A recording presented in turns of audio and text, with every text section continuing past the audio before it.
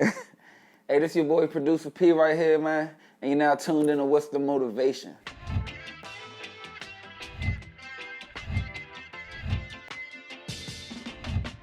My name Producer P. I'm from Uptown, DC. And I'm an artist. I ain't gonna say I'm a rapper, I ain't gonna say I'm a producer, I'm gonna say I'm an artist. I'm an artist from Uptown, DC.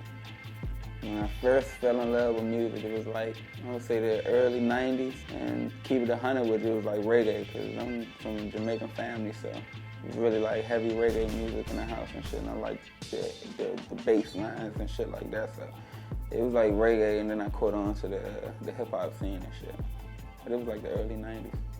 What's the difference between 2010 and 2019 in the DMV music scene? The internet, for real. It's like the power, you real life got the power to promote and brand and market yourself, for real. It's right there in your pocket. And we really ain't had that in 2010, like we really had that.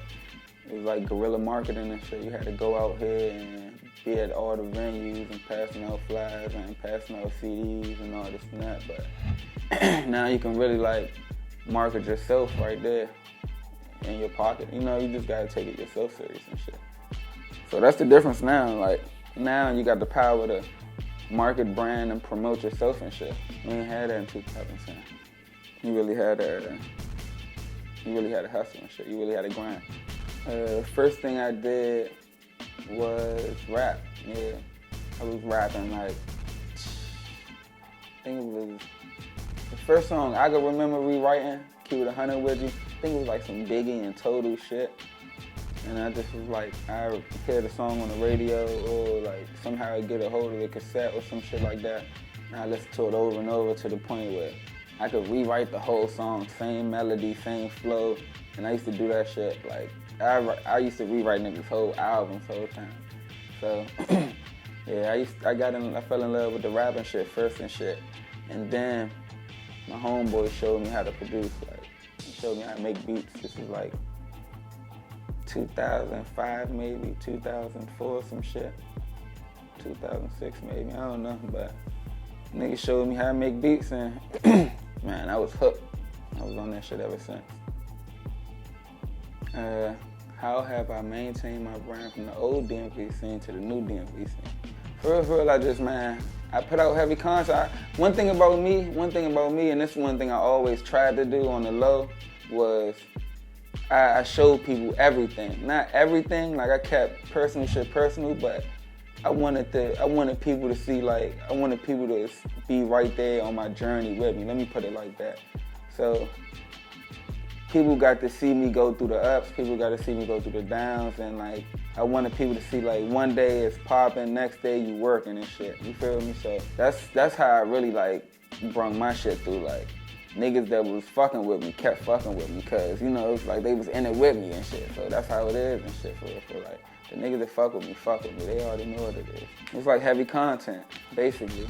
Putting out heavy content, letting people see everything, like video shoot, this song, that song. Putting out this, you know, photo shooting, you know, t-shirts and shit like that. Like, niggas seen me from DTO to Uptown Niggas and shit, Black Money and all that shit, you feel me? Who have I worked with in the DMV and in the industry?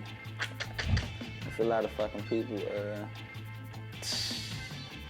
I'm trying to go back to maybe the first person I remember working with, like, even if he wasn't big and nobody else, it was like, damn, I'm working with this artist and shit.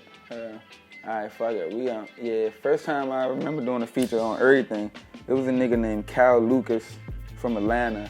And he was like an Outcast artist. He was like Big Boys and Andre, or he was a white boy from Atlanta and shit. My homeboy hit me up like, yo, I'm trying to get you on this song and shit, yo, it's me and Cal. So linked up, did this shit. Then after that, I think it was fucking Dab. I should wrote this shit down. Ppl Lucas, motherfucking, you gonna go through a Fat Trail. I did a song with Fat Trail and my homeboy called Show Me the Money. Yo Gotti did a song, produced it for my man, like, I was chopping it up and shit. For Yo Gotti and my homeboy, Tim Savage, an artist named Tim Savage. I did a feature with Chief Keef on some shit, like, back in the day. Motherfucking Tabby Bonet Tabby Bonet was maybe one of the first DMV artists like that was big to me that I fucked with. Me and him did a song that I produced with my homeboy Skybox Pro. I just did a joint with Project Pat that I produced and shit called Alone. I produced a joint for Smurda Gambino and Q the Fool a couple months ago called Finger Fucking or some shit like that. Gordo Brega, you know, I did tapes with my man, Endless Tapes and shit. He was like one of the big artists in DC that fucked with me when I first came back. Uptown XO, you know, he fucked with me and shit. I had a joint with him. Produced a joint for my homeboy and King Los from OB More. I got a joint with Phil All Day I produced called All Alone. No, not All Alone, damn. It's called fucking Invincible. I got a joint I did with ASAP Tab. He's like ASAP's Rocky producer and shit. He did Pesos and like all that shit when he was coming out hard. Me and him got like 2 joints. Oh yeah, rest in peace Slim Tristan, an artist from DC and shit, man. Niggas probably don't know this nigga, but he just passed away recently and shit. Me and him did some shit back in the day whole time. And if I left you out, man, my bad and shit. You feel me? But yeah, I work with a lot of niggas in the DMV. Oh, Lambo and Low. Fuck. Me and Lambo got a joint. I produced 2 joints for him and shit.